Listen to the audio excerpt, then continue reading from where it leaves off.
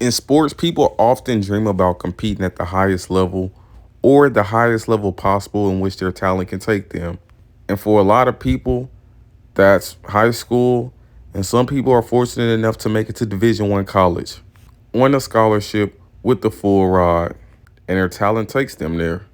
Athletes often dream about competing against the best, beating the best, and simply winning as much as they possibly can. Athletes in almost every sport often come from different walks of life, different backgrounds, different countries, different ethnicities, but they all simply have one thing in common, and that's to be the best them that they could possibly be. And that's the case in the NCAA. The NCAA provides a stage and an opportunity for adults to compete against each other once they leave high school and grow up from being kids. And in the United States, you become an adult at the age of 18 years old. At 18 years old in the United States, you're eligible for the death penalty. You can go enlist in the military and fight for this country using heavy machinery and artillery and do many, many other things that kids under the age of 18 simply just can't do. And in the NCAA, especially in a sport like track and field, many, many adults compete against each other to be the best track and field athlete in the nation. And when I say adults, it's a broad term that ranges from all ages because it's not like high school. High school, you have to be a kid of a certain age to be in a certain grade. But once you become an adult, you can be whatever age.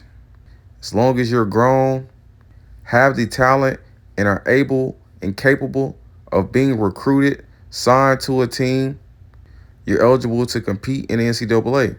The great talent from Kenya, Emity Rutu. He committed to LSU and he has PRs of 150 in the 800, 336 in the 1500 at high elevation, 807 in the 3K. He's a man who fits the criteria to compete in the NCAA. He's a grown man. He has the talent, the ability, and he's sliding.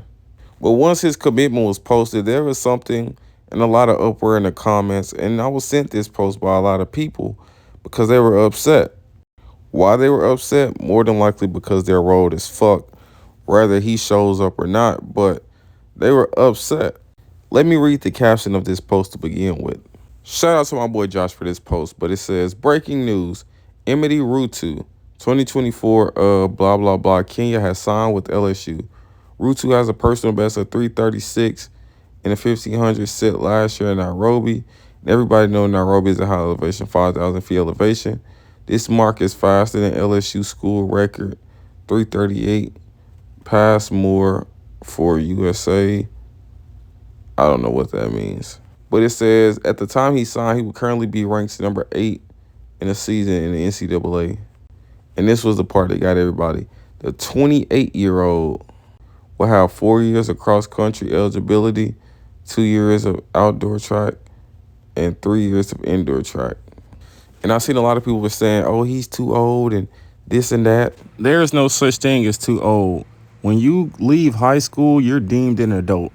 Unless you're just one of those anomalies who graduated 14, 15 years old. But normally you graduate high school around 17, 18 years old. Some people even 19. At that point, you can go get your own house, your own apartment. You can go wherever you want to go, do whatever you want to do. And if you decide to get in trouble with law enforcement, you're not going to a juvenile jail. You're going to the adult jail. College is for adults.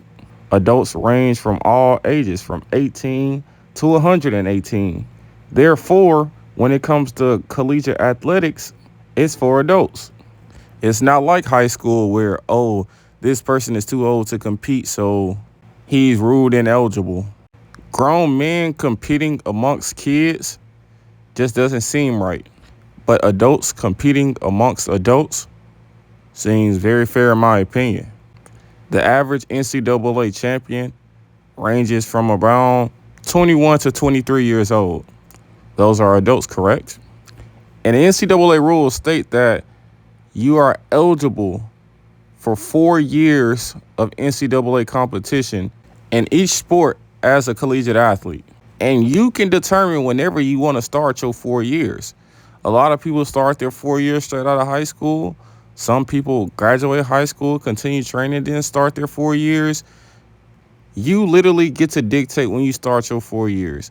So if you want to start your 4 years at 30 years old, you can literally train and train and train and then go start your 4 years at 30 years old. And that's the cheat code, honestly, in my opinion. So what this guy is doing from LSU, that's pretty much what he did. He left high school, he trained and ran at a high level, trained at a high level. Then boom, 28 years old, he said, you know what, I might as well go utilize these 4 years that I have in the NCAA. Is this wrong? Of course it's not. Why? Because he's an adult going to go compete against adults. It's that simple. And some people's like, oh, well, these people fresh out of high school. Oh, well, tell them to grow up because you now competing with adults. You're not in high school no more. You're not competing against kids no more. And that's just the bottom line. And also, nobody told you to go to college right after high school. You had the same opportunity to be 28 years old in college just like bro, but you chose to do otherwise. So therefore, you can feel the way you want to feel, but at the end of the day, he's just an adult competing with adults. And that's just what it boils down to. I mean, there's been freshmen in college to go on to win NCAA championships. And not only that, it's been freshmen in college to go on and win the Olympic title. There's high schoolers competing at the Olympics. So surely a guy who isn't competing at the Olympics, or if he is, shouldn't have you shaking in your boots, right? Because your whole initial goal was to compete at the highest level against the best people. The highest level consists of adults, and the best people are grown-ups. So that's the NCAA for you. So you can't really complain about someone's age when it comes to collegiate sports because they aren't going against any rules and they have the same 4 years you have. You can take your 4 years later or you can take them directly after high school. It's up to you. If they choose to develop more and then start their 4 years, they've made a great decision, in my opinion. Some schools are like super religious and they make you take mission trips for 2-3 years and you start your eligibility after that. So consider it similar to that. And granted, you may have 31-year-old sophomores in NCAA, but it's college. College is meant for adults, not kids. So that's just what it comes down to. Common sense isn't so common. And at the end of the day is going to end. But that's all I have to say on that subject. Make sure you subscribe to my channel and drop your thoughts down below in the comments. I'm out.